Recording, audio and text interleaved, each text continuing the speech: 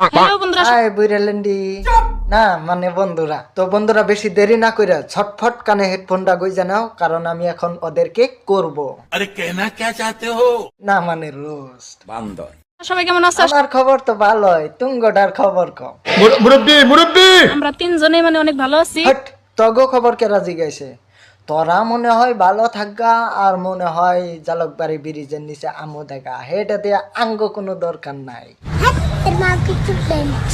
আগে ক কিছু কিছু মানুষের তো মানে হেরহম জ্বলতাইছে, আমি ওটা ভালো করে জানি, তাই না? জরি না কিছু কিছু মানুষ তো না জল বানাইছে তো তারা যারা নিহি তগই পচা পাগারে ডুব দিছে।